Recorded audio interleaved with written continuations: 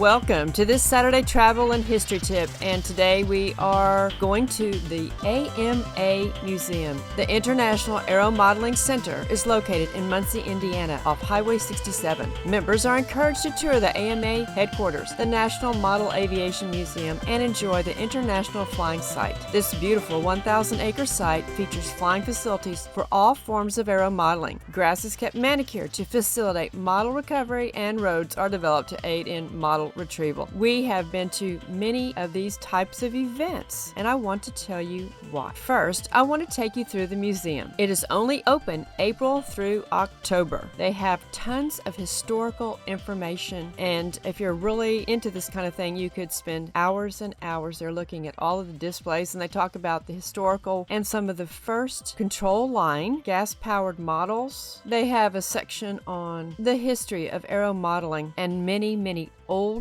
model airplanes, including historic magazines and newspapers, announcing and talking about making these models. Most of them are kits that you buy and you assemble yourself. It can be a bit overwhelming, but like most museums, you just have to take your time and read the placard so you can understand better what you're looking at. You need to maintain social distancing. Keep one airplane apart, at least 6 feet. I think it's a joke. I hope it's a joke. From ceiling to floor, model airplanes of all kinds fill the museum. And yes, these guys have to do their drink Coke. And if you watch our nuggets, you'll see that emblem. What is that chevron doing there? They have many test models, and one that stood out to me was this transatlantic model. On August 9, 2003, the aircraft above flew across the Atlantic Ocean from Cape Spear, Newfoundland to Mannon Beach, Ireland. The flight lasted 38 hours, 52 minutes, and covered 881.6 miles. Wow. They also had a section on helicopters. This was especially dear to our heart because our son Paul flew these helicopters for many years. He also flew for miniature aircraft. Many of the manufacturers of the motors, the engines, the fuel, the helicopters get young men to represent their products. Do you remember the person that introduced you to aero modeling? We do. He was a friend of ours in Pennsylvania, and he introduced our son to flying model airplanes. Steve had flown model helicopters many years ago, and Paul didn't even realize it, and they got to talking about it, and that started this great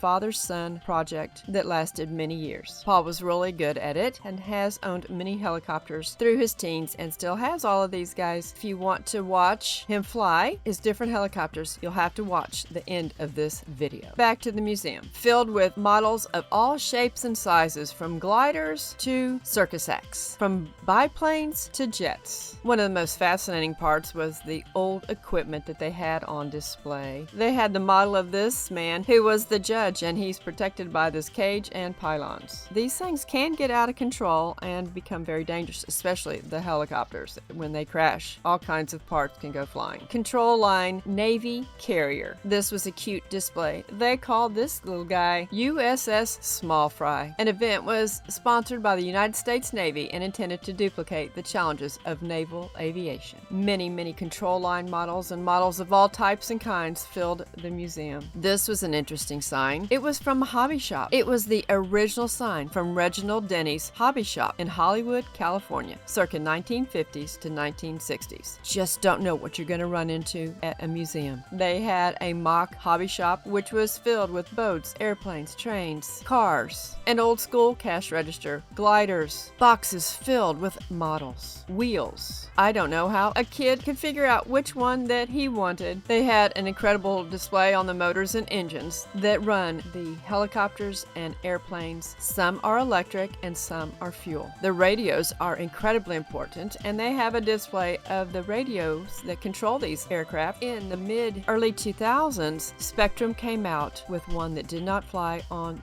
the different frequencies, and it revolutionized the hobby because if two people were on the same frequency, you could control someone else's aircraft, and that would be a bad thing. So at these events, people would have to turn in their radios to a controlled area, and then when it was your time to fly or you wanted to fly, then you would get your radio and you would have a label hung on top of your antenna that said what frequency you were on so that you did not mess up anyone else's aircraft. But accidents did happen. And again, I want to remind you, if you want to watch Paul flying, hang on to the end of this video. But you know what? This is all a part of American history.